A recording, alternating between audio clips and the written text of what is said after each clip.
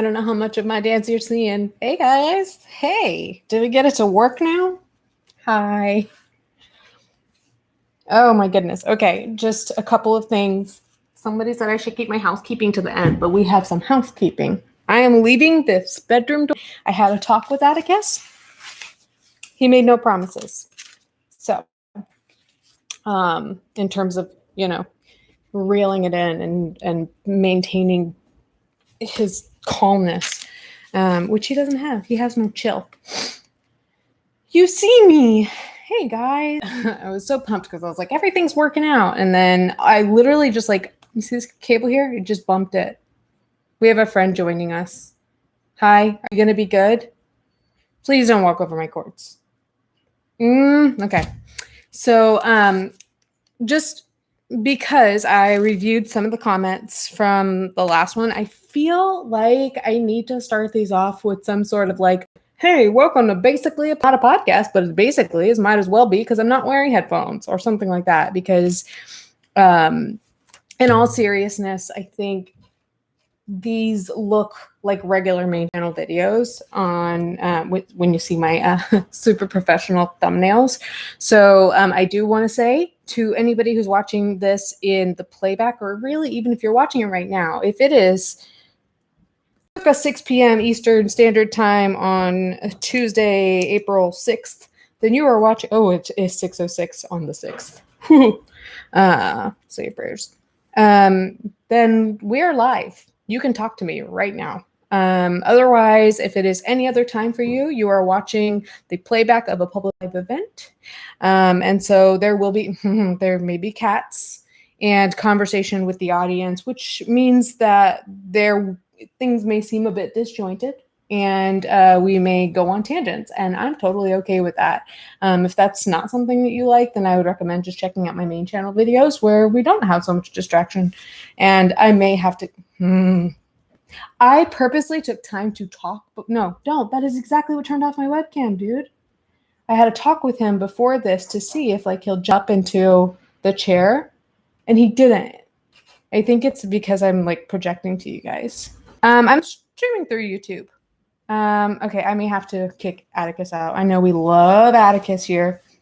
And trust me, I do too. I love him. I love him. Yes, I do. No, I really do. But we're going to have to cuddle later. And you're going to go in at the door. Bye. Love you. I really do. I promise. Okay, sorry, guys. Had to do that. We had to do that in the first one. I wish that he could join us, but he just, like I said, dude has no chill. So, another person's living in your time zone. Thank you for the compliment on my lipstick. Scheduled Twitch streams are just random. No schedule for now in terms of Twitch streams. Really, yesterday, I'll just go into a little bit of housekeeping stuff. So you guys may know part of this move to Savannah was motivated by wanting to be able to ease up my life and my schedule and to involve all of my internet stuff. And so it's helped me a lot, obviously, having I have a studio now. And so I am able to do those things. And I've really packed my days between Tuesday and Thursday to be basically a podcast, recording, editing, Patreon stuff. If you're not a member of my Patreon, we do lives on Thursday. We have just a regular, what we call Thursday Night Live. And then we have a couple of different clubs in the Patreon. So we do a lot of that stuff on Thursdays. So, and to be totally honest with you guys, since you're my audience and I'm catching up with you, haven't been feeling great lately. And it's one of those things where I have to just let myself write it out, if that makes sense. I'm trying to learn how to do that a little bit more instead of trying to distract myself from feeling bad all the time. My family has been going through a lot. We've lost a couple of people very close to us in the past week and a half. And yesterday was the anniversary of a really, really significant loss in the family. So, yeah, my body is really just having a hard time just moving and being motivated and things like that. And I will say though that talking to you guys usually picks me up. I love that. I love that so much about this platform and these communities, and I'm not totally not blowing smoke up your ass. I think my patrons can attest that I think you guys can tell that when I am feeling this way and then I get on camera and talk to you guys, then I tend to feel better. And it's not going to last forever, me feeling better, nor is me feeling depressed. So, thank you guys for sending your condolences. And that's not me trying to like be a downer, but I do want to make sure that like I'm totally honest with you guys. I kind of started this platform as somebody who wanted to be a decent advocate for mental health. And so I want to be honest with you guys about when I'm feeling good and when I'm not feeling so good. And so that's what's up with that. So yeah, you got to let yourself have the feelings. And like, if your friend is going through some stuff or somebody you love is going through some stuff and it's legitimate, if I can throw out some unsolicited advice. I was just talking to my friends Ashley and Amber about this. What I love about them is that they don't go into fix it mode for me. If I'm feeling like this, like they know that I'm doing everything that I can and should be doing for myself right now. And so, like I said, like I've just got to write it out. And so they're like, yeah, that sounds really hard. Like, oh my God, like these past couple of weeks have been so rough for you. Of course you don't feel good.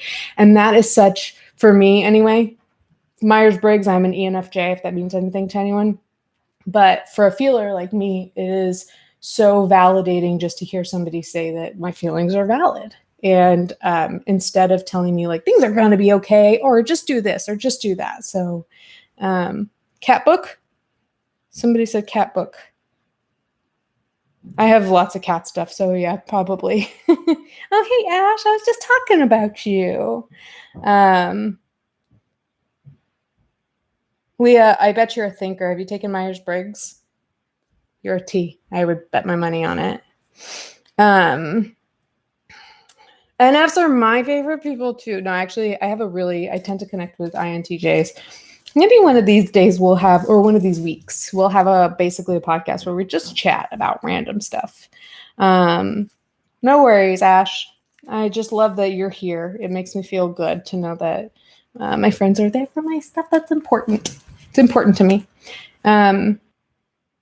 Yes, one day at a time.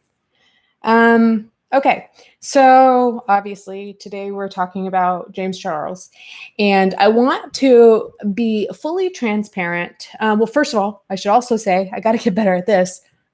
Content warning, because if you don't know about what's going on with James Charles, I have a note here that we are going to be discussing acts. There will be acts discussed that are of a sexual and criminal nature involving minors. And if that is a surprise to you, you got a lot of catching up to do. But in full transparency, I am planning to talk about James Charles in this week's video. So some things I may not go too much into detail about, because I'm talking about it in this week's video, but I don't think that'll be too much of an issue. I really kind of want to get just a gauge on you guys' opinions about the James Charles stuff. So this is kind of a little bit more about you guys and what you think. And I was really happy to see that there was a handful of emails regarding, oh, thank you, Alexa, so sweet. I love all the emojis too. Thank you. But yeah, it looks like people have their opinions about this. And it's like, what can we say that hasn't been said? That's obviously the question I ask myself about every single topic that comes up. But I took a couple of notes. Now we're sharing all of our Myers-Briggs. I wouldn't be surprised if there are a lot of INFJs here. From what I learned or researched, INFJs make the best friends for ENFJ, or the other way around. They just make good best friends. ENFJs and INFJs make good best friends. Yeah, an interesting quote from James's apology recently. How long ago was that? Maybe like 3 or 4 days ago. Oh, it was on April 1st, 5 days ago. He said, "I fully understand my actions and how they were wrong." And what I want to ask is, do you though? Do you? So before I get too caught up in the chat, I just want to like kind of talk to some of my notes here. And I really don't have a ton of notes here. I'm just kind of pissed.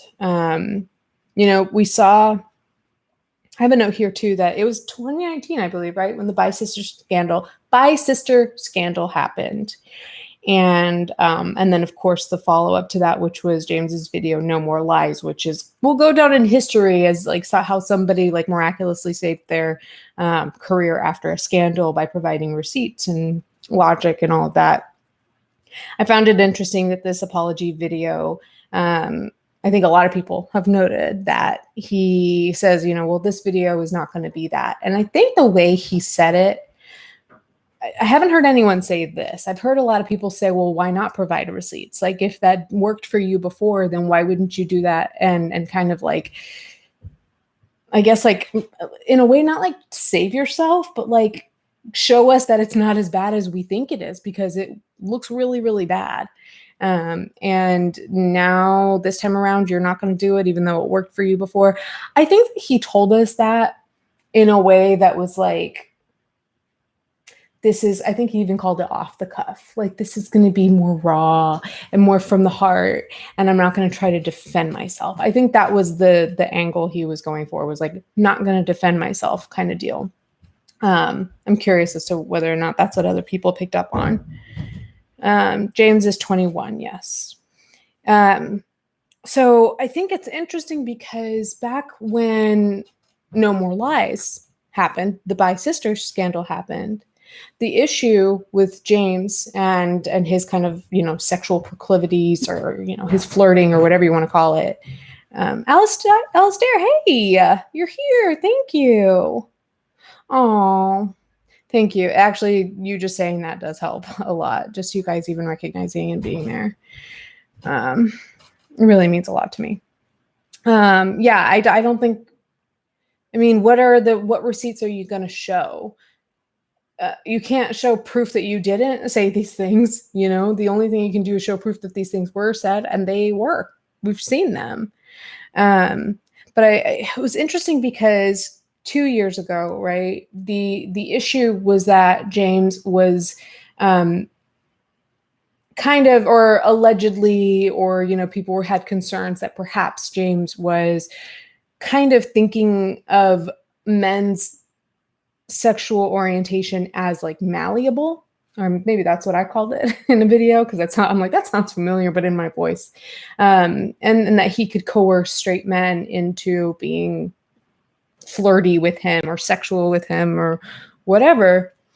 But I also said in I think it was a history of scandals and controversies, that I think it was partially that. I think part of it too, I think some guys were using James, and I think they were both kind of taking advantage of each other in those moments. And I'm sure people will not like me saying that, especially because we just had a conversation about power imbalance and how the responsibility falls on that person that has more power. That still holds true. But I do think that in those situations, there were guys who were they would say things like, oh, I'm exploring my sexuality, or I'm bisexual, I think. And then as soon as nothing happened with James and he got upset, then he would be like, well, I'm straight, never mind, I figured it out. And it's like, how is it that so many people figured it out? Like, I don't buy it, honestly. And so I think there is some responsibility that falls on both parties. That's my opinion. But here, now we're talking about James not even necessarily going after straight people, but specifically going after teenage boys. And you can't, it goes without saying, you guys all know this, that there is no responsibility placed on a child when that happens. So I see somebody saying that before he said he's a virgin. Yeah, I think he also said in a video that that's just something he says for Twitter. But it's interesting because back when No More Lies happened, right, and the whole issue was you're trying to coerce straight men into being sexual with you, whatever. He must have been, 19 or so. And so at 19, we wouldn't be so concerned about him talking to 17-year-olds, say, for example.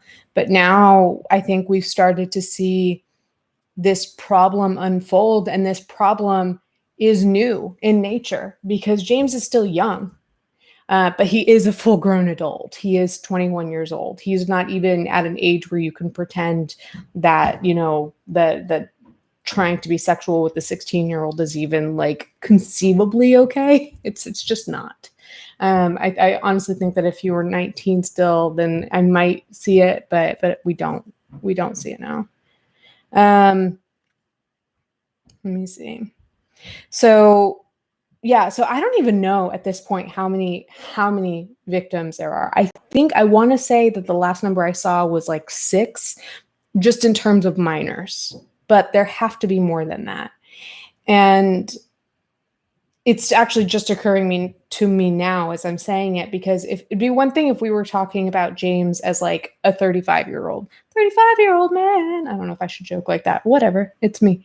If he were, say, a 35-year-old man, then we could speculate about whether or not this has been going on for a while, whether or not this is like a long-standing problem. But considering James is 21 and going after teenage boys, he was a teenager not that long ago, then this problem had to have developed, honestly, probably within the past couple of years, like since that happened with my sister. And it's almost like, James, like I'm just thinking in real time at this point. I hope that's okay. But it's like he was called out for something then, and it's like he transferred to a different problem, a more serious and egregious and worse problem. But it's like, do you just lack the capability of doing this in a normal and healthy way, and so you have to transfer this to a different kind of problem? Sorry, there are people that have vehicles here and they love to like show that off if you can hear it. So 9, oh my goodness.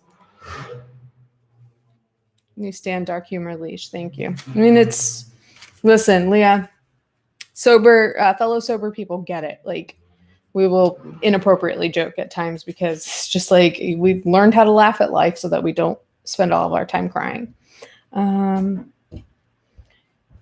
Has he been accused of anything physical or just harassing these boys online? As far as I know, it's all been online, but my issue is that when you're talking about photos, it does start to, in my opinion, like at least feel like a physical violation. So I have here, how many victims? 6? Nope, apparently it's 9. That's here we go. Banana sandwich, guys. That's banana sandwich. 9. And considering this is a new problem, again, in nature, this is a new problem. By nature. Yeah, by nature. And so I'm just going to say that what I found most disparaging about this apology, aside from the hair and aside from the fact that I had to put everything on 100 and then was promptly freaked out once a new video popped up. But I think, of course, my problems and my issues with the apology are the same as everyone else's. But it was one thing that I've heard a lot of people point out was James saying that I figured this out. I figured out what my problem is. I figured it out. And this is so embarrassing to admit. I'm desperate. Right. And so we were all like, desperate. That's what you're going with. And honestly, like maybe even desperate is accurate because it's so open-ended of a word. You're desperate for what, James? Desperate to find a boyfriend in general?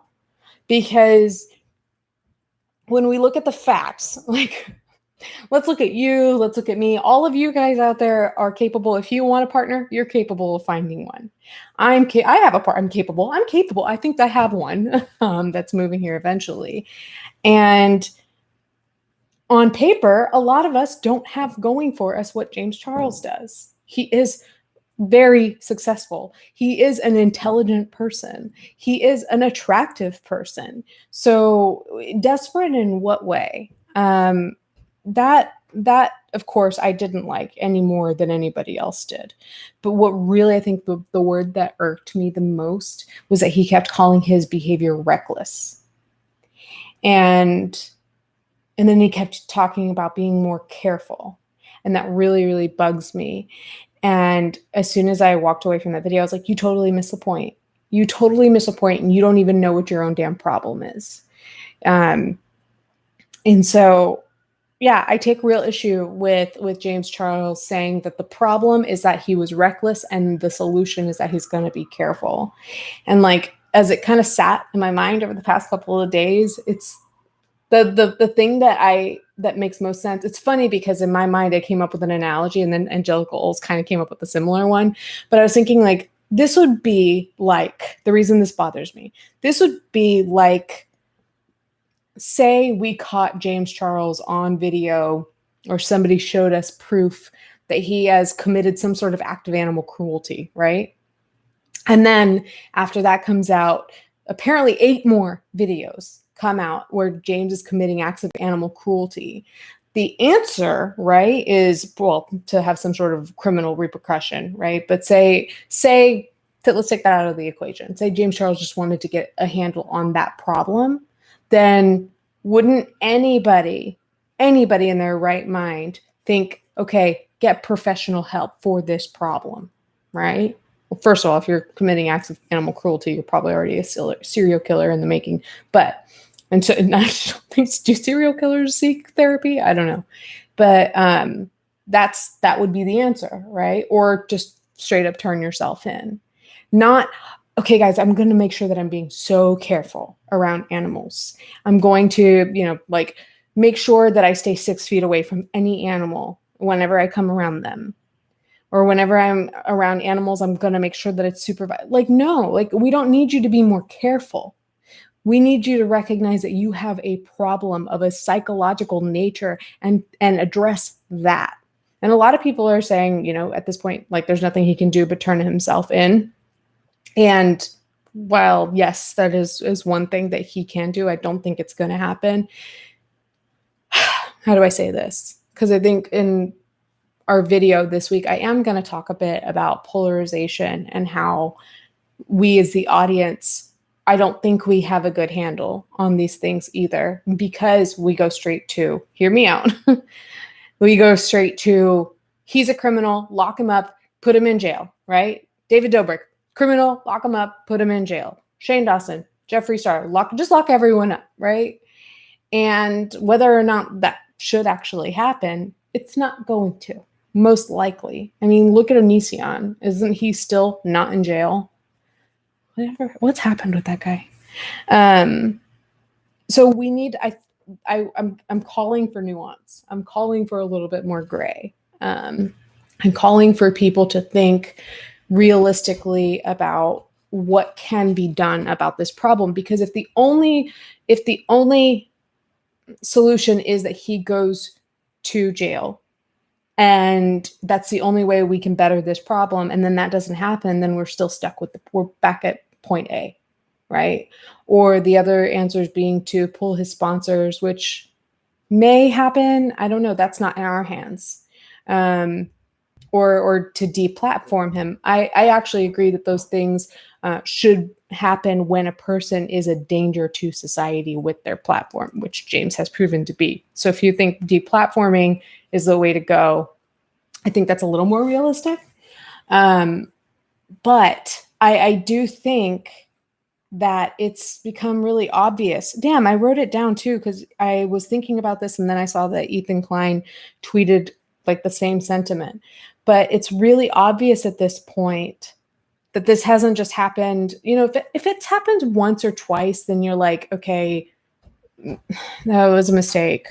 Happens 2 or 3 times, you're like, okay, this is a stupid, like, get off of TikTok. Like, obviously, like, maybe it hasn't connected with you, that's why you're finding so many teenagers, is because you're on TikTok. But 9 times in the past, like, couple of months, or in the past however long, but 9 times at least. And I'm not going to show these boys' faces in this obviously in this live or in this week's video, but you see these boys and you can tell they're teenagers. And for sure, they're not those teenagers that look like 45-year-old people in high school. Like they're not like that. So it's very obvious to me that James Charles has a problem in which he is sexually attracted to boys of a certain age. And we see from what we can tell that he's not necessarily attracted to young children, like prepubescent children. So it's not like, like he has an issue with like 8-year-olds, but it's a very specific, like 15 to 17 is just like exactly like where he likes boys.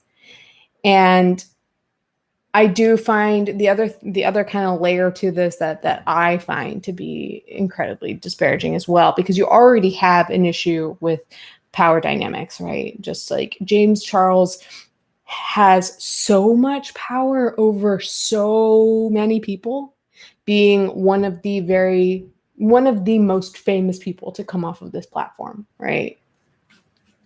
And then to be dealing with teenagers, like James Charles already had an excess of power over these guys who were his age or older when Bisister happened. And now you're talking about this like age gap growing where this person has power. They've learned how to finesse using their power. And then their audience is just growing younger and younger, especially the more he's existing on TikTok and chumming it up with people like Charli D'Amelio. Side note, people were giving Trisha paid as hell for saying that James shouldn't be friends with Charli D'Amelio. And perhaps, his argument was that he is, friends with the D'Amelio family as a whole. And one of the arguments people used was that Charli's sister Dixie is usually around, and Dixie is much closer to James's age. And so that all makes sense. But then the problem is, the more of these people that James is hanging out with that are young, the more their audiences are going to become part of his audience. And we've now found that his audience is not safe. Just in general, they are not safe. And so, like, okay, so a teenage boy lied to you about his age. First of all, teenagers lying, whoa, what a concept. 2, they have probably learned at this point that when James Charles has already reached out and said, "Hi, I think you're so handsome. I wanted to talk to you. Add me on Snap." You're already talking to him, right? So you've heard so many people say like, "Oh, I look up to James Charles so much. I really wanted to talk to him." Not saying it's okay, but who wouldn't in that moment when he says, "How old are you?" and you know that the answer has to be 18. Who in those situations is not going to say 18? Like, don't be stupid. Be smart. Don't be stupid. So yeah, it's also concerning to me just how he talks to these boys. Hi, Liz. Liz says, "Hi, Alicia. So happy I caught you live. Love you tons. Thank you for everything you do." Thank you, Liz. That's so sweet. Oh, I love when you guys sprinkled the emojis in there too. That's so cute. Thank you, Liz. Yeah, totally, Elle. What fan would not be flattered by a creator reaching out? A creator of that magnitude, dude. Like, I'm just trying to think, like, what kind of lies would you tell to maintain that conversation, especially if you're a fan? So, and the fact that he has this like weird fascination with like body hair, that tells me, oh, I need to like not sit like that. I'm flattering. To me, that communicates something very creepy.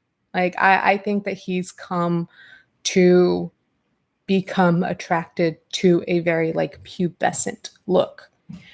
Or else how else can you explain him wanting to see these guys, these kids, I need to not say guys, these boys' armpits, things like that. Like, Because one could argue it's like, well, he likes men, he likes adult men, so maybe he likes body hair. And like it was funny because again, Ethan Klein already beat me to the punch when he jokingly sent a picture of his armpit to those marketing phone numbers of James Charles. And he specifically took it at a certain angle because he wanted it to look young. And he said, because if I show like my, full like adult armpit, like James is not going to be into that. And like, I think that's the vibe I get too, that, I just thought of something. I'm not going to repeat it here, but just something that I've heard somebody say. If you guys are familiar, I briefly mentioned there's a person in Vancouver who is known in that area, especially in like the gaming communities and stuff, who I have dealt with. And I've spoken to a reporter a couple of years ago and gave my entire account of my experience with this person and what I know about him and his proclivities towards pubescent girls. And so what that guy said about pubescent girls feels very akin to what James is into with his body hair thing. Olives in Time says asking minors for body specific images is abuse. Yeah, exactly. And that's why I said like that's when it starts to feel to me like it is physical. It becomes like, I don't know if that would technically stand up in court as a physical abuse or, sexual assault, but it sure does feel like it. So, armpit thing and the Armie Hammer stuff give me the same vibes. I need to look. I still haven't looked into what happened with Armie Hammer, but I did watch Call Me by Your Name, and I did not like it. I felt really weird. So yeah, I think I'm about to probably look at what you guys had to say in emails and also check Patreon. But I think that it's really sad because if we are not looking at this as a mental problem, then in a psychological issue, and we don't come up with any solutions that are actually viable and might actually aid in this problem, like help this problem. The thing is that I think the audience is so eager to just watch everything burn. And I get it. Like we're angry. This is disgusting. In my opinion, for me, like you guys saw with the Girl Man's podcast and how much we talked about this topic there, like this is more disgusting to me than most crimes we talk about on YouTube. But I think that the audience is so quick to just want to watch everything burn that we don't think about alternatives and other ways that a problem can be mitigated. And if we don't mitigate that problem is going to continue. And unfortunately, that's the terrifying thing, is that I think this is going to continue for James. And I don't know why we don't hear more people saying that he needs to get help. And I would have so much more respect for him. And this goes to with like the Vlog Squad stuff. If they would do this stuff, if he would go on camera and he would say, hey guys, I have a problem. I have a problem of, being attracted to minors. And that is a problem that I'm going to be going away. And I'm going to be seeking treatment for this. And I'm going to be attending, like sex addiction program or something like that. Like, be real about it. I was going to say that it might be too incriminating, but like the incriminating stuff is already there. So what is the actual solution to this problem? Jail is one. I mean, if we're talking about just kind of like punishment versus rehabilitation. But I don't see that happening. I don't. And I don't think most of us do. So I think we really need to consider this a psychological problem and have that be more part of the conversation. Let's see. He may be in denial. Yeah, I think for sure. What I picked up on when he said, and I think I figured it out. And this is so embarrassing, and this is the conclusion I've come to. To me, that reeks of I sat around and tried to analyze this in such a way that makes me look like not such a bad guy. I think it came that way to everyone. Faye, I love you, Leash. Really enjoying these lives. I always find it so weird that he says he had to mature quickly because of fame, but is still going for younger guys and getting younger. I so agree. And thank you for the super chat. That's so sweet. I'm so glad that you guys are enjoying these lives for sure. Like, or else I wouldn't be doing them. But that makes me really, really happy. But yeah, it's not a dating problem. And I've got issues with a lot of things he says. I think that, like I said, I think James Charles is an intelligent person. And I think that that is to his detriment at times. I think that his ego is through the roof. I'm about to, warning to anybody who's between the ages of 18 and 22, because we've had this conversation a few times, and I'm about to make a comment about his age. But it's his remark about having the mind of a 40-year-old, and that's why he can't like date anybody that he has problems with dating. I've got the mind of a 40-year-old. No, you fucking don't. And also, how the hell would you know? Are you like, do you feel like your mind is the exact same as your parents and their friends? Like, what, on what basis? What do you know what it's like to have a 40-year-old mind? I don't know. And I'm damn near close to having one. I don't know what that's like. I really don't like that. I've heard this before. I've heard somebody around James's age, when I talked to them, because that person was actually, in my opinion, preyed upon by a 40-year-old woman when he was like 19 or 20. And I expressed concern. I said, I don't think this topic is funny. I think that person preyed on you. And this person I was speaking to got quite upset with me and said, paraphrasing here, but very, very close to what he said. He said something like, I know for sure that when I'm 50 years old, I'm going to think the same things I think now. And I thought, oh God. And we're seeing that with James. It's like, oh, I've got the mind of a 40-year-old. It's like, why is there such this emphasis on convincing people that you're just done growing up at 21, that you figured it all out and you're done maturing? Like, why would you want that to be it? And also, it's just not true. Hey, Matt, get our pitchforks and mob his mansion, period. I mean, that's one way to go about it. So, yeah. And also, if you're 40 years old and attracted to 16-year-olds, that's far more concerning than a 19 or 21-year-old being attracted to 16-year-olds. Hashtag water gang, if you know what that means. So let's see what people well, first let's check on the patrons. I don't know that the patrons have said anything here on the topic. Oh, no, actually, Els sent the GIF. I was rooting for you. We were all rooting for you. Does anybody else know that I've been watching Peter Mon lately? Now I say it. We were rooting for you. I say it like that now. Blast is sponsors online. Yeah, I mean, all these things I think are great from a punishment perspective, but I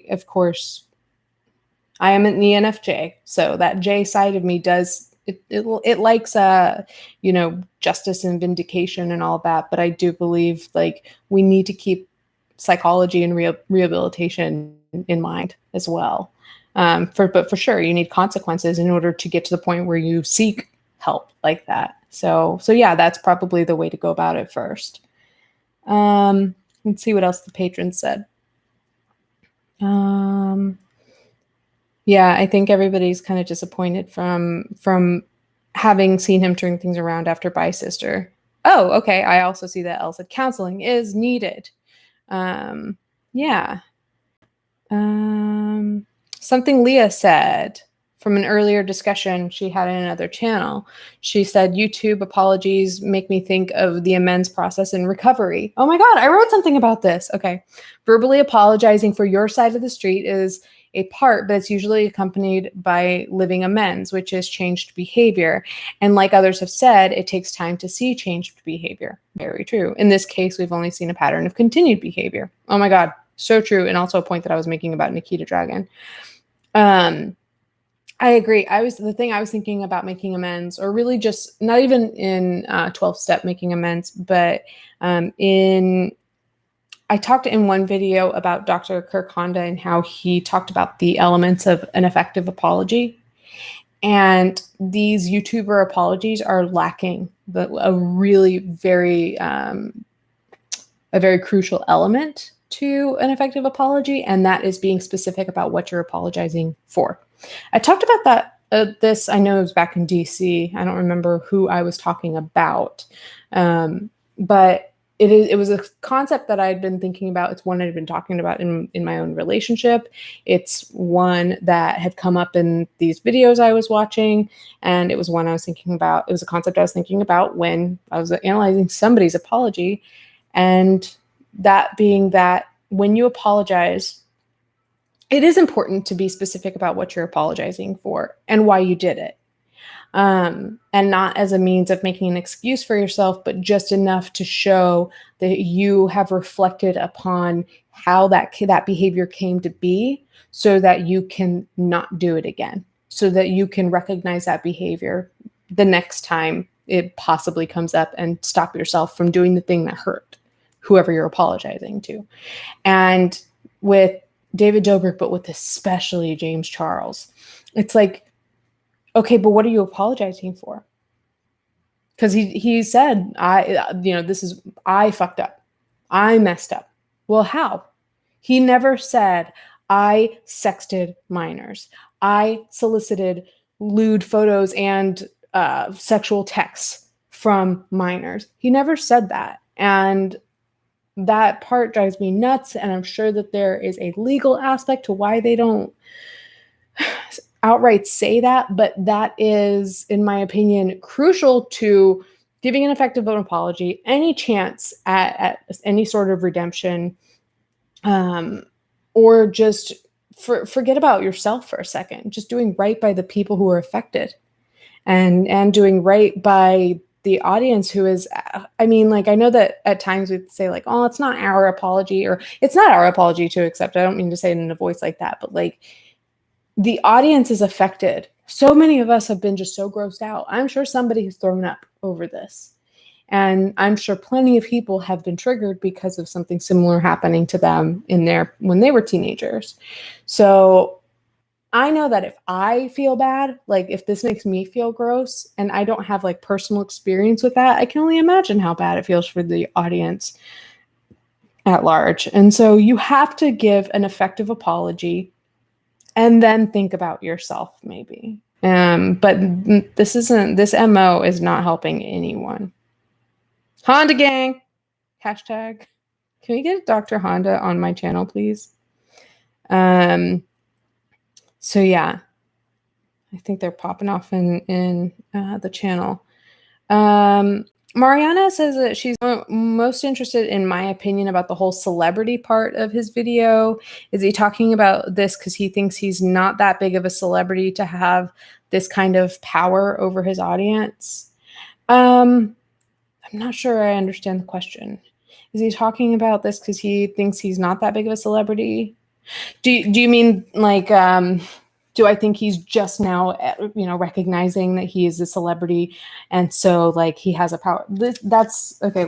Bullshit. And that is, I'll just tell you guys now, that is largely what I'm going to be talking about in this week's video. So I don't want to get too into it, but yeah, I think James Charles believes he is more famous than he is. Everything we've seen up until now has proved that to be more likely than the alternative, right? He calls himself a celebrity. He's a name dropper to no end. He's Leash blocked you on Twitter for responding to her. No, I did not. Let's chat offline because I don't think that happened. Let's see. If a celebrity XYZ. Could be referring to what he was talking about, if a celebrity XYZ. Well, I remember him saying that like I know now that this would happen when people are talking to a celebrity, even if they're not trying to use their celebrity to blah, blah, blah. And like, I think that he was really trying, he was putting a lot of emphasis on even when somebody's not trying to abuse their power as as a means of saying like, I was not doing anything wrong. I was not doing anything wrong, but you were, because you try to pretend that you were not cognizant of a power imbalance when you were. Him and David Dobrik. That's what this week's video is about. Is that they were aware. Liz, I have 2 master's degrees in psychology and counseling. I would love to talk to you about all of this. I have so many thoughts. Oh my gosh. Yes. If a celebrity sends a text, yeah, he's aware of all of this. He was aware of all of this when it happened, and that's part of what's pissing me off that I don't think enough people are talking about, is that David Dobrik, and I keep referring to David Dobrik because obviously these are the 2 big things that are happening right now, and we can't really even divorce these two. The 2 apologies were so similar, but they were both of these men have been were not just made aware of their power just recently with these scandals coming out and people canceling them and brands and platforms canceling them. They didn't just now learn that they have a certain kind of power dynamic over other people. They didn't just learn that. So,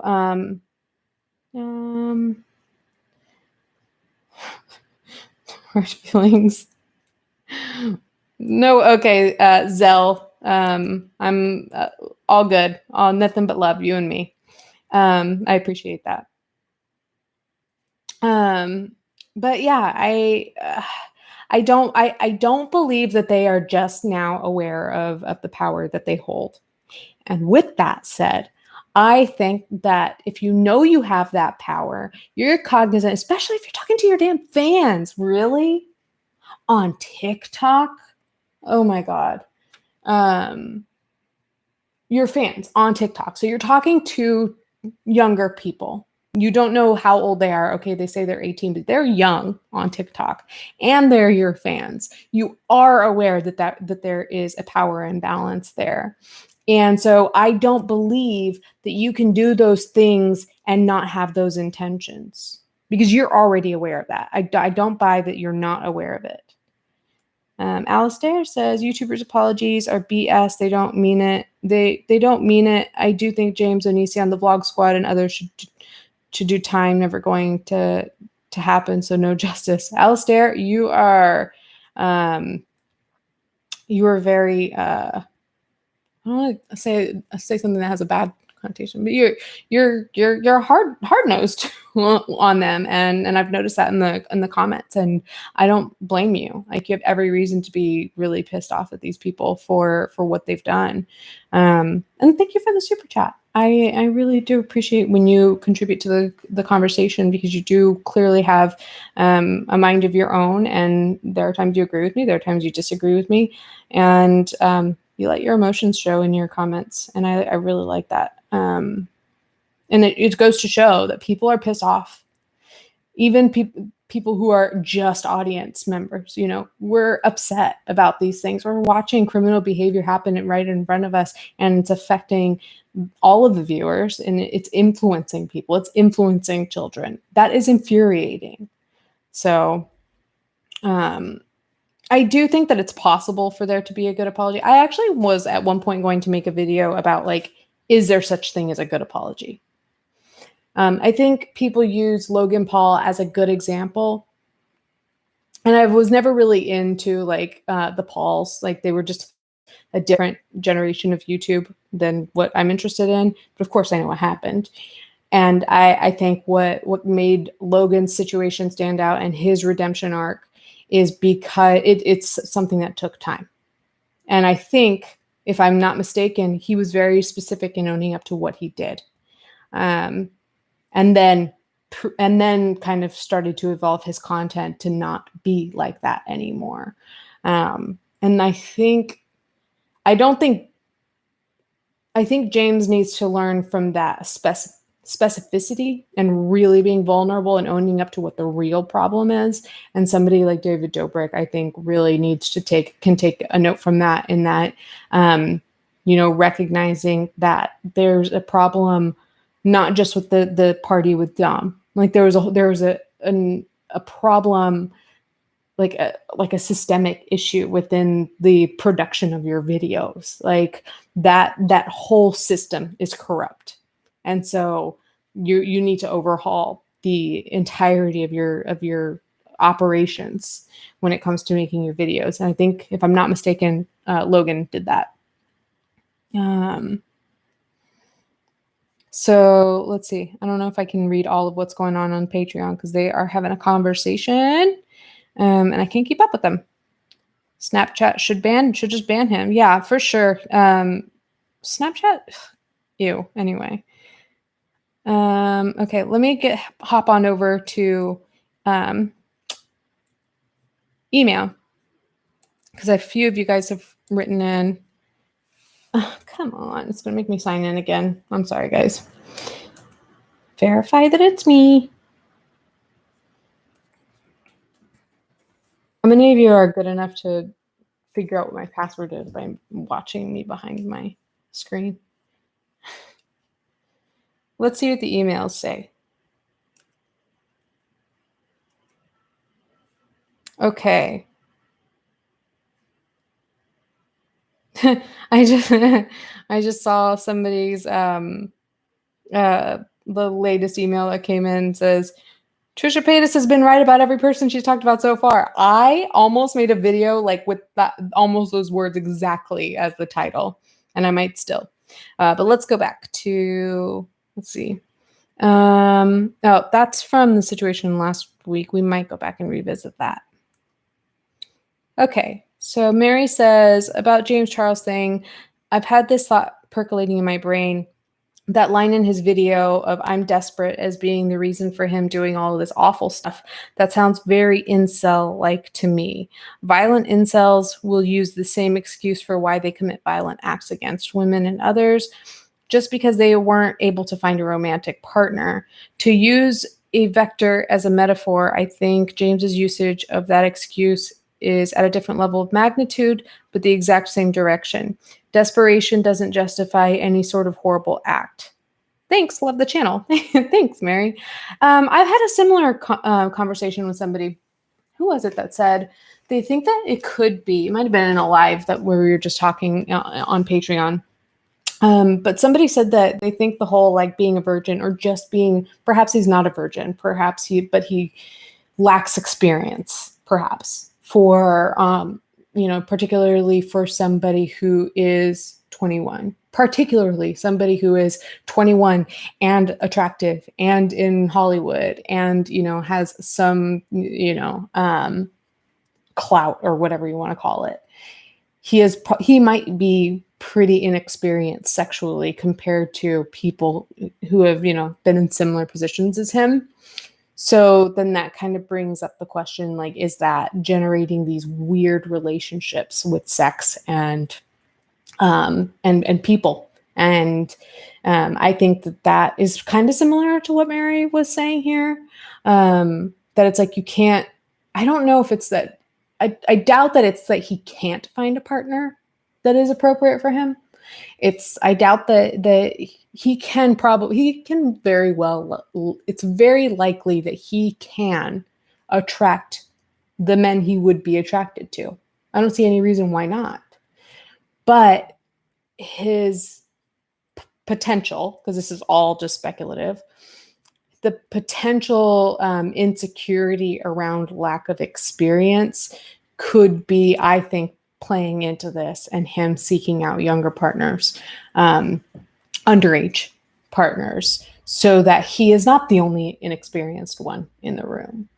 I don't know if I said earlier, but I did mean to say that I really do I seriously take issue with how like nasty, mean he is with these fans when they're not sending him pictures.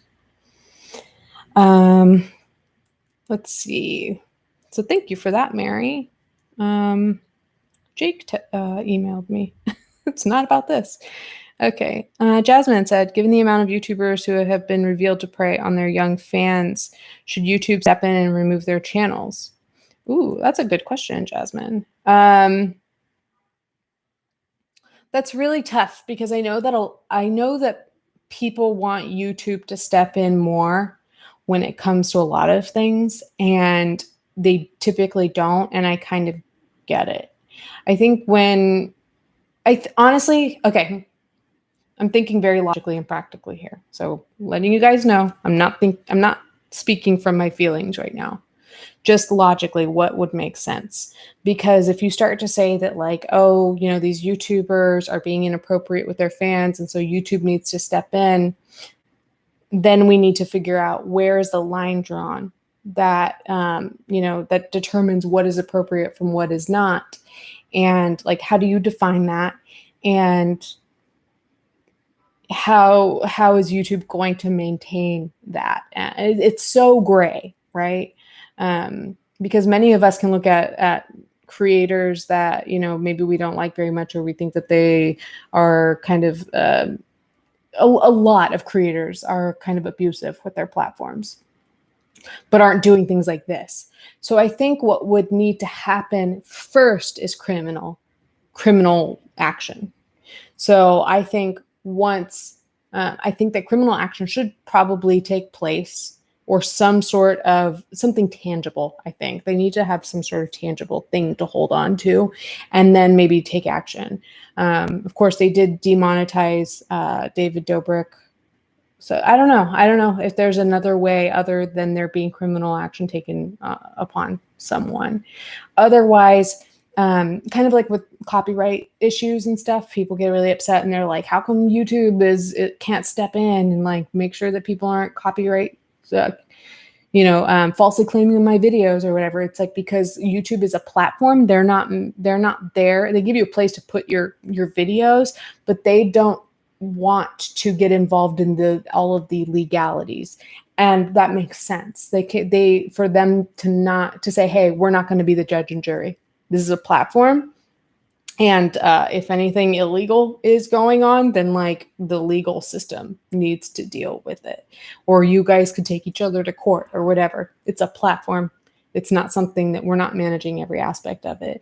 So, I mean, if they decided to deplatform James Charles, would I support it? Yeah, at this point, just because even though criminal action hasn't taken place, he has admitted to, and there is physical evidence of these crimes taking place. So I would support them if they decided to do that, but I don't necessarily hold it against them for not taking action, if that makes sense.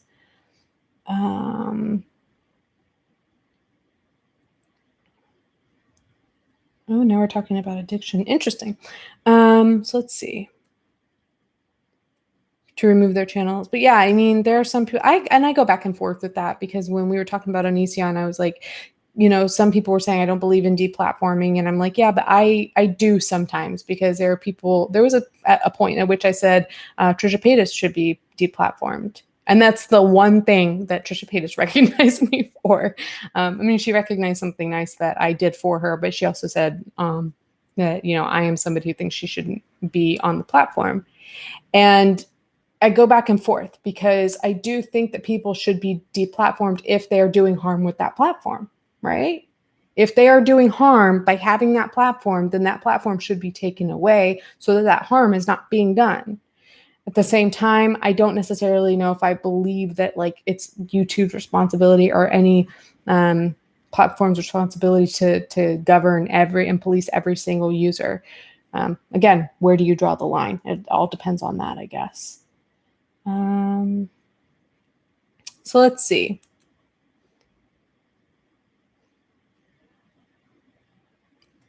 Kate says, I would like to ask you about your thoughts about the commentary channels that during Dramageddon went against James. Then after his video, they cheered James on, and now they are back at going against him, rightfully so. What about the first two guys? Were they victims of James? Are they owed an apology for believing James and ignoring the power imbalance back then? And I do understand a lot of people believed him back then, even me. However, I don't have an audience who can However, I don't have an audience who could have then influenced my audience to go and harass them, because that probably happened. Anyway, keep the great conversations going. Thank you for reading this. Sorry for the grammar errors. English is not my first language. No problem, Kate. We got you. I think that this is a really interesting point. I'm really glad you brought this up. And it, again, I just want to let you guys know that I'm probably going to be talking about this in this week's video. But those questions keep coming up. It's like, well, if we don't like James, then that must mean we like Jeffrey and Shane, because Shane said that he needs a slice of humble pie. And so, like, you know, if you're going to cancel Shane, then you have to like James. And then if you're going to cancel James, then you have to like Shane. And, or like, if one of these guys was wrong here, then that means they're wrong all the time. Or if they're right here, they're right all the time. And it's like, that's not the case. So I don't remember exactly how the drama community and the commentary communities handled the situation, because I want to say that was definitely before I started my channel. And so I don't think I was watching a ton of commentary channels. I did see it happen. Honestly, I couldn't even tell you off the top of my head, like, what James brought forward to prove himself. But, you know, I trust that he brought plenty forward. So in terms of, were those guys victims? I remember the Gage Gomez guy. I don't think he's much of a victim. Again, I said this earlier, but there is a power imbalance. So to an extent, yes, I do think that these guys are victims, just in that you have two people who are interacting with each other and one has a massive power advantage over the other. Then any sort of thing that happens as a result of that could, in a sense, make that person a victim. However, I think that guy specifically, I think that guy had an agenda. And I believe there was another guy around that time that I thought the same thing, honestly. I do think that he needed to learn that it's not okay to just go around hitting on, and it's not even an issue, because I know that at the time he was like, Zara Larson found her boyfriend this way, blah blah blah, and you know, I'm just flirting with people, I'm hitting on guys, da da da, and it's because I'm gay that it's a problem. Yes, I agree in that he was comparing it to a situation where a straight girl like totally got away with it and it wasn't an issue, but I think that overall, he needs to just stop hitting on people unsolicited, for one. That said, how was I tying that back into what we were talking about? With these guys like Gage and other grown men who are getting caught. I think Jeff Wittick flirted with James for clout. Just when James would go back and read those DMs between them, it didn't sound like Jeff. And so I think that this was a problem. Yeah, the tortilla chip guy, I hate him. No, I hate that he was eating tortilla chips through his video. And why was it in black and white? Come on, dude. So yeah, I just, it's really, it's tricky. It's gray. It's complicated. But I don't see them as victims in the same way that I see these boys on Snapchat. Like these are worlds apart. So if Tati did him dirty with that video and he proved that, then that can still hold true. That can still hold true that he rightfully saved his ass. That can still hold true. What else? Who else were we asking about? What about the first two guys? If they were not victims back then, they're not victims now. I don't think so. I don't think that this changes that. I think that we are seeing a pattern of behavior, but this is a whole different pattern that doesn't even need to be supported by his behavior around straight guys before. I think that was a separate problem that wasn't so victimizing of other people as this problem is. Does that make sense? But yeah, I don't think there's any problem with believing him back then. Again, he gave reason for people to believe him. He provided receipts. That's what that whole video was about.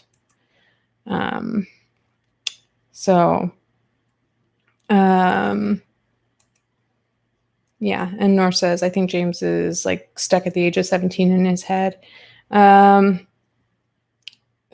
And also said, the saying that famous people are frozen at the age they got famous. I don't think I've ever heard that one. It's an interesting concept. Could it be possible that he's just mentally still in his teenage years, and that may be why he doesn't understand the severity of this situation? Like being attracted to young boys feels natural to him. Maybe, but I don't see it. It can't. I don't.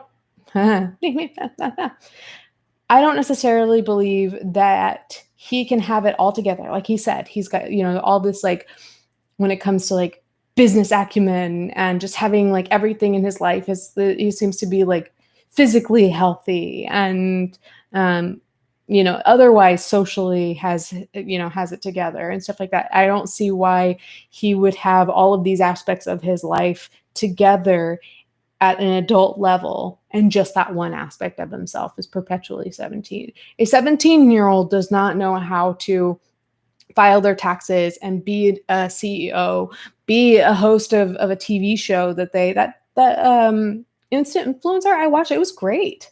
And I believe that was James Charles's brainchild. So I do believe that he has continued to mature in a sense.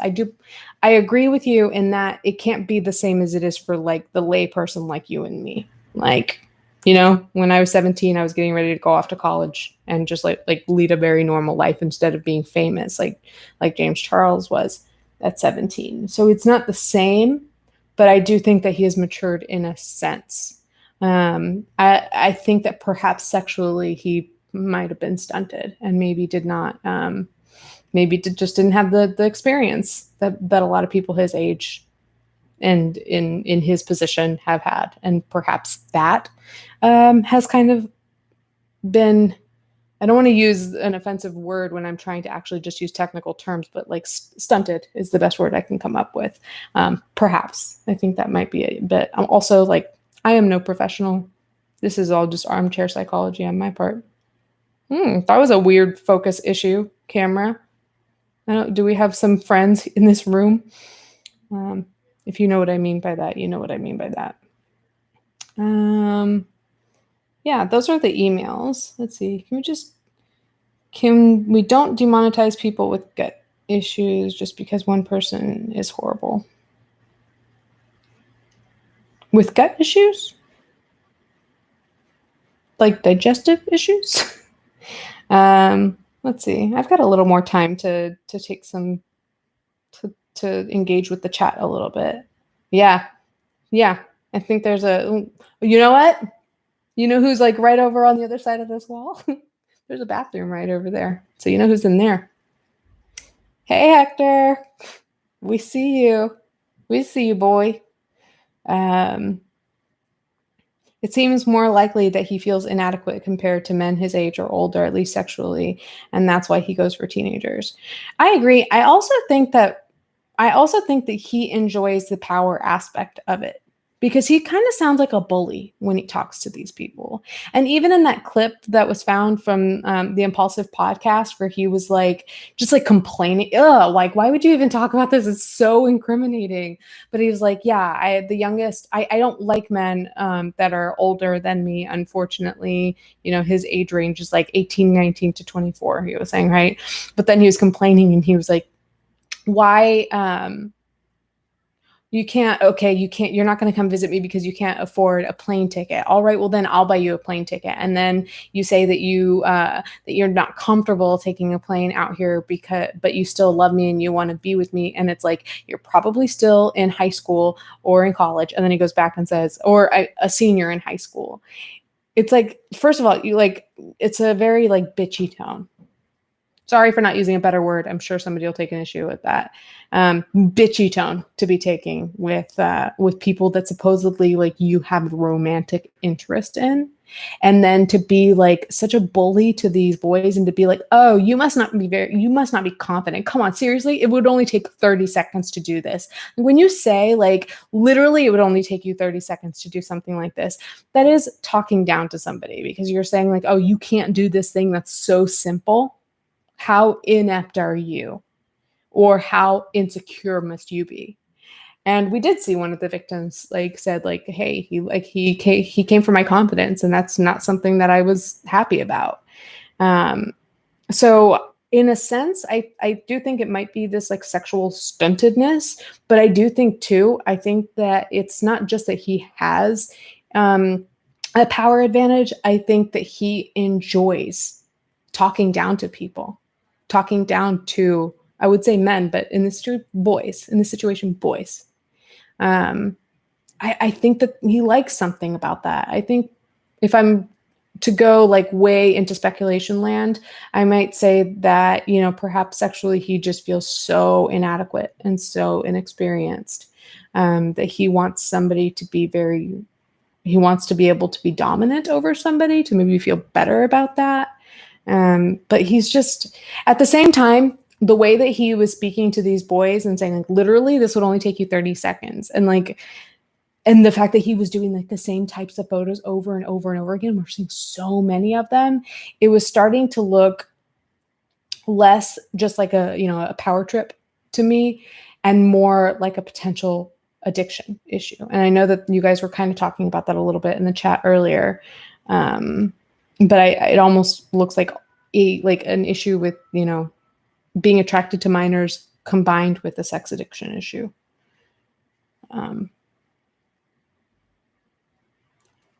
Let's see. Zell says, I understand his maturity being stunted, not from a famous perspective. Oh no, where did the chat go? Okay. But I personally know addiction can stunt growing as a person. I feel like addiction and clout is comparable. Yeah, addiction does definitely stunts you emotionally. Laura says, what bothered me about that bitchy tone is that I could relate as a woman so hard. I'll buy you dinner. Does that mean he thinks he's owed sex then? Imagine dinner was upgraded to a flight. Yeah, the pressure. Yeah, and he does pressure you. We saw that he pressures his fans to act, as Tati said, sexually in your favor. Entitled brat. You're right, Meegs. He is an entitled brat. That's another way of putting it.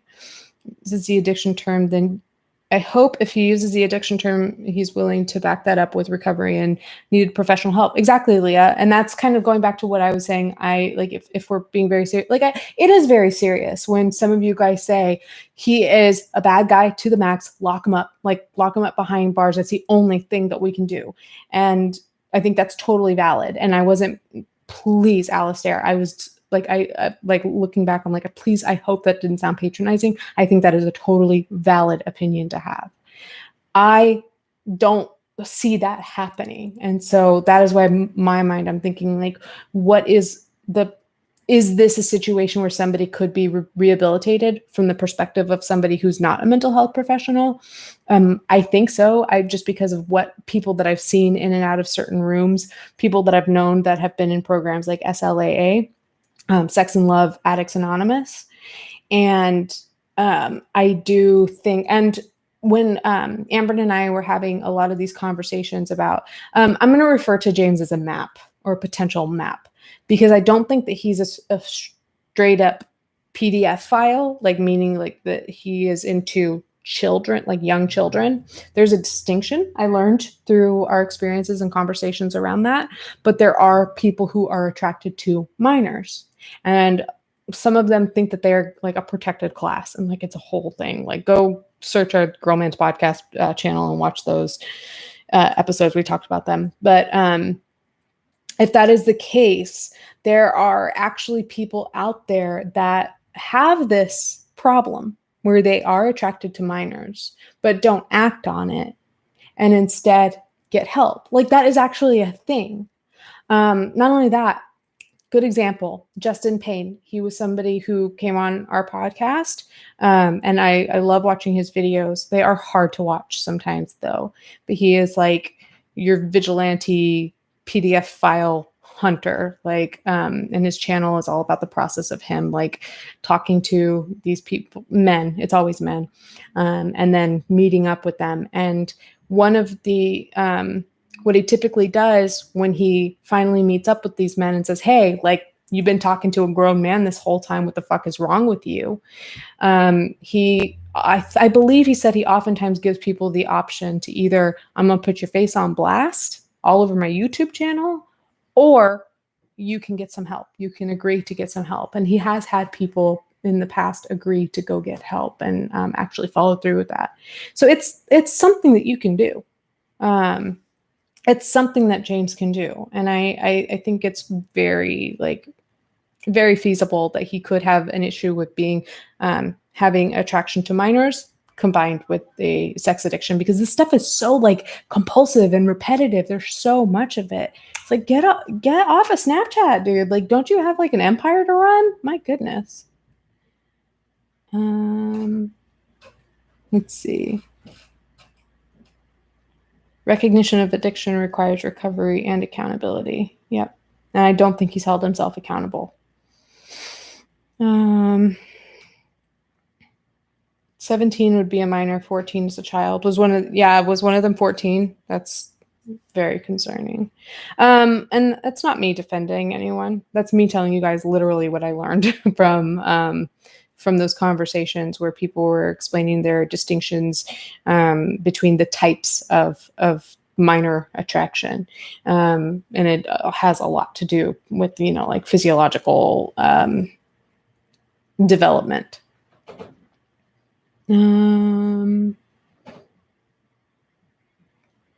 Let's see. This is making me realize I had an encounter a lot like this with a guy who was about 40 when I was 21. Yikes. Yeah, it's really sad. And well, the good thing I think is that a lot of these conversations are coming to the forefront. It's almost like we're having a resurgence of the Me Too movement. It's chaotic, and that so many people are being called out that probably thought they never would.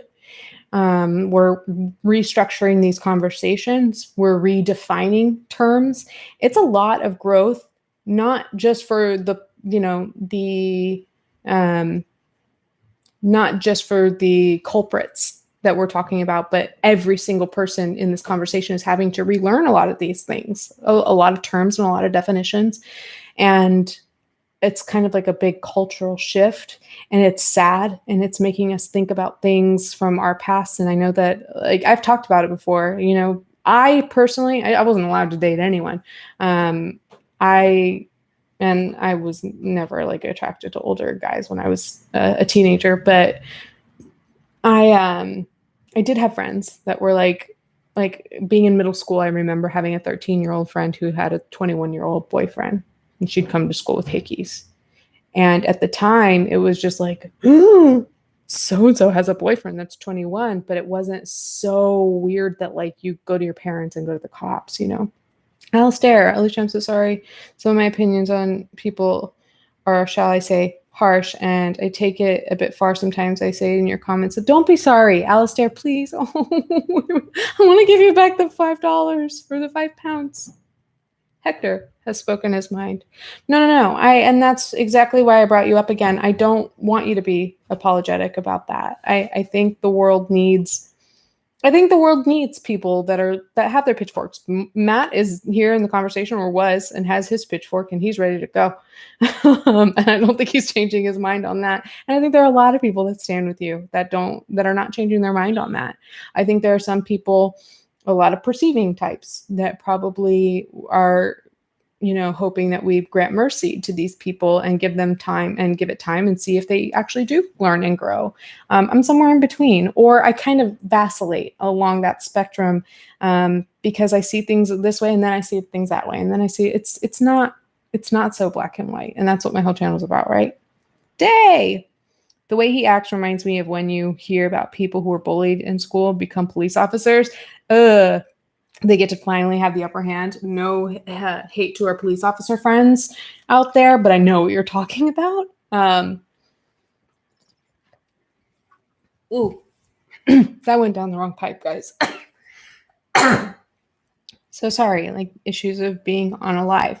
I'm also not great at drinking water, for what it's worth. That happens to me a lot, but I know exactly what you mean. We used to joke about one of our friends. We used to say, so-and-so seems like the kind of guy who would wear, just kind of stroke his gun at Walmart, as a cop. I'm not saying anything about cops, but just the people who take positions of power, who seek positions of authority and power over people because they like that feeling. Or they want to get back. Yeah, that water gang did not go in my favor. So But I agree, Day. That's totally the vibe. Just the way he talks to people. It's like now that it's like I've got a platform. It's like, do you know he with James, it's like, do you know who I am? That is the vibe that I get from James Charles. And that is not the energy of somebody who doesn't realize the power of their platform. David Dobrik too, like bullshit to both of you guys. Because you both are the do you know who I am type. Which is the new do you know who my father is? Elton, do you know who my father is? Appreciate your opinions. Having differing. Ashley says, we appreciate your opinions, Alistair.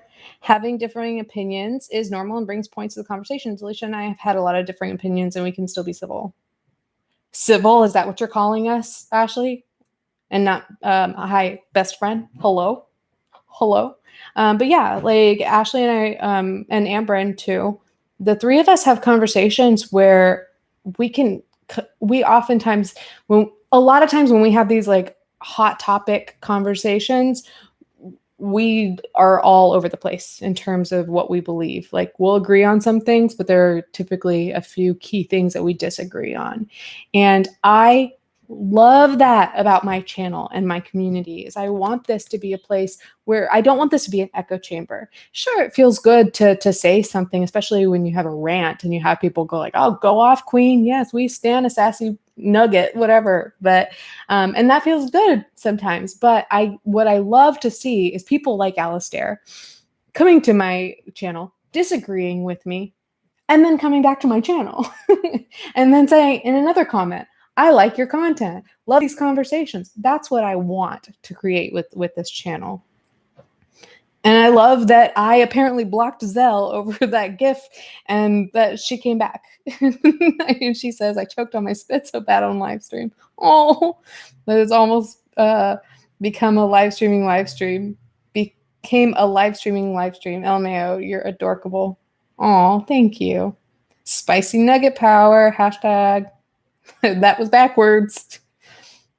I know you meant BFF. I know that you're withholding affection on me because I was talking about cops, but we stand some of them. Yeah, we love Nuance here. So, yeah, guys, like, good chat. I mean, I do apologize to anybody who's watching this either now or in the playback that is going to hear me making a lot of similar points in my video this week. Guys, like you would not believe how much people like to like police my channel that don't hate me. They just like want to tell me that I shouldn't be doing this or that. But we are going to be kind of expanding on this a little bit more, I think, in a more organized way in this week's video, just because I don't think that just like the past few weeks, you could not escape the Vlog Squad conversation. If we were to talk about anything else, we would still be thinking about the Vlog Squad, or I would be. And so right now, if I could come on here and pretend that I'm not going to talk about James Charles because you guys have heard enough of that, but that's who we're thinking about right now. Because I've said this before, this stuff isn't drama. Before we were talking about drama. We were talking about Trisha Paytas and Gabbie Hanna. That's drama. This stuff is criminal. This stuff is violations of people's civil liberties. And now it's becoming even more egregious because before we were talking about that happening to young adults, now it's happening to children, to minors. And so there's no way to just kind of casually have other conversations and pretend that I'm not thinking about these things. So, yeah, so I appreciate you guys hanging out with me and having this conversation. Yeah, I saw that clip of him just like grabbing Emma Chamberlain and like doing like a humping motion. From what I recall from that little clip, though, Emma didn't say anything. She just kind of like rolled her eyes. Yeah, there was a short clip where she's like in front of her camera. She's kind of like bending over a little bit in front of the camera. And then James walks up behind her and like grabs her by the hips and like thrusts himself onto her. Like it was like a joke, but it's definitely weird. And she kind of just like jerked back and like rolled her eyes. I haven't seen the others. Maybe I have. I don't know. It's not drama, it's trauma. That's a good one. That's a good quote. Def Noodles always has the clips. Yeah, I think she was like 17 when that happened.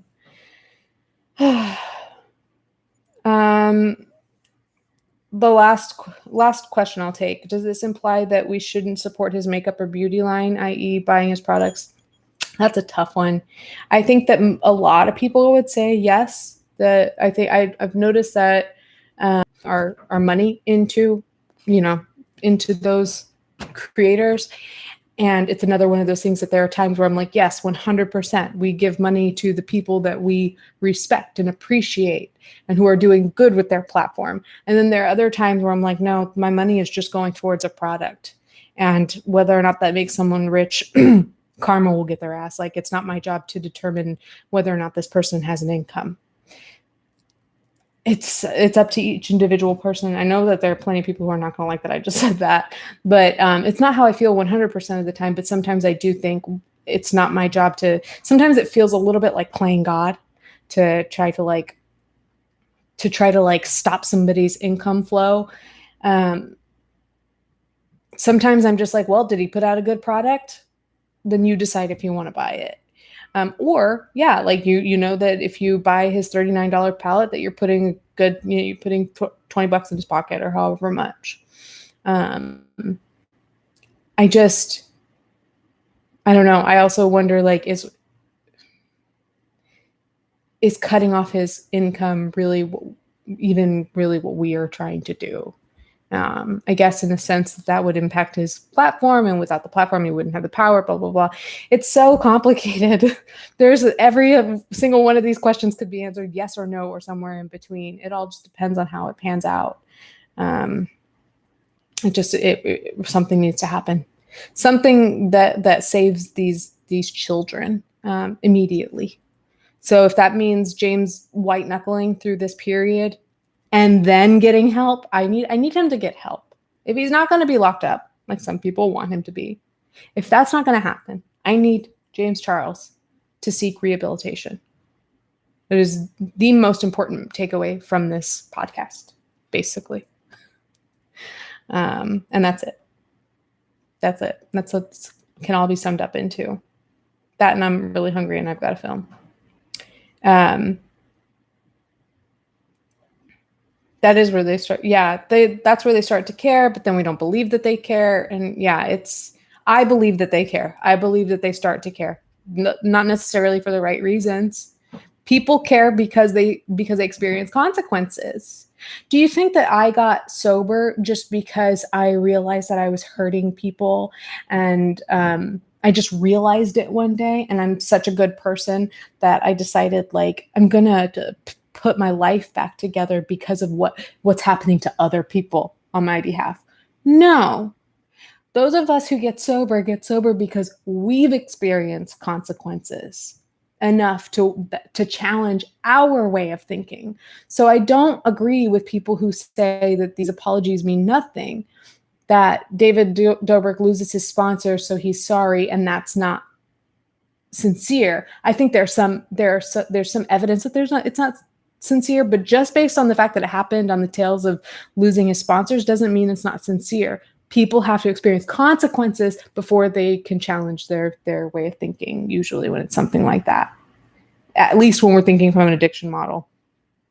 And Alexis says, let's support Black-owned beauty brands instead. Yes, please throw out your favorites if you have any names that you want to throw in here, in case anybody's shopping around for a palette. And thank you for the super chat. Yeah, Leah says, no way I could have given up drugs without negative consequences. That is how life works. Let's not discount the possibility that people can grow from these consequences, or else then what's the point, Why take away their sponsors if they don't care, Change is possible. Change is possible. All right, guys. I think that's going to be it for now. I wish that I could talk to you forever and ever and ever, because I love talking. Jimmy Chuck, stop. Get some help, says Sajak. The pain of changing is less than the pain of staying the same. Yeah.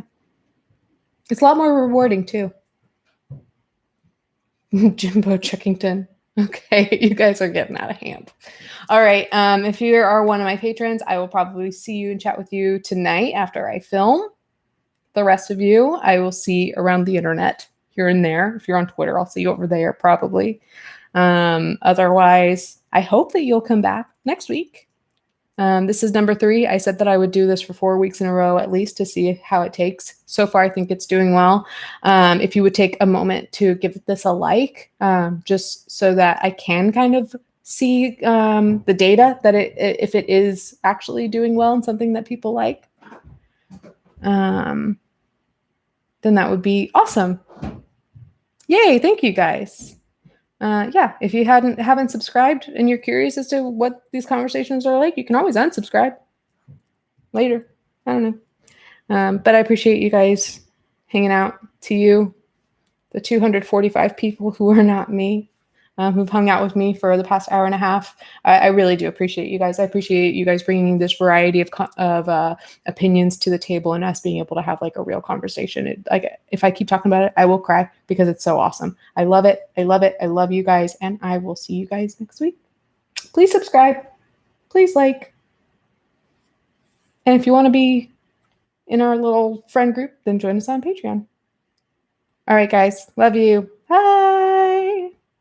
Meigs, fuck you.